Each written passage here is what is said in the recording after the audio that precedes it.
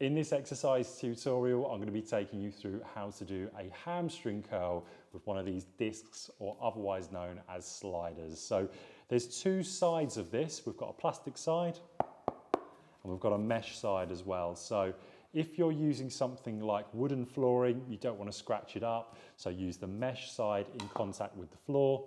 If you're using something like carpet, however, you won't be able to get that slide, so you're going to want to use the plastic side. So it depends on what surface of flooring you're using as to which side of the slider you use.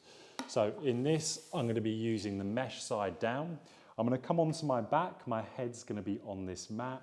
If you're somebody that gets neck pain or neck strain, you might want to put a pillow underneath your head for comfort, but it is optional. So you want to make sure that your heels are in the middle of the sliders to start off. Come all the way back into a position where you're on the mat. And from here, what I want you to do is dig into the slider with your heels. So I want you to imagine your heels are pushing into the ground. You should start to feel the backs of your legs contract before you even do the exercise. So I'm feeling my hamstrings contract now as I'm pushing down into the slider. Now, continuing that pushing down into the floor, I'm going to bring my hips up as well as sliding my heels towards and in the position of my bum. So that looks like this. So sliding. Notice how I've got my foot flat now at the end of the movement. My hips are up. Keep the hips up as you slide all the way back. So again, dig the heels into the slider. From here, what you're going to do is you're going to try to bring your heels towards the position of your glutes whilst also bringing the hips up at the same time.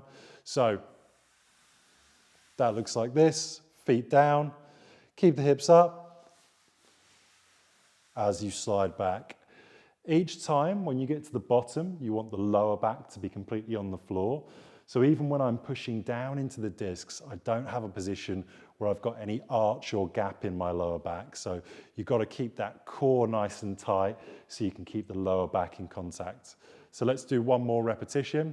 If you want a harder version, pop your hands across your body as opposed to by your sides. This is going to be easier because you've got the ability to balance if you get wobbly with your hands.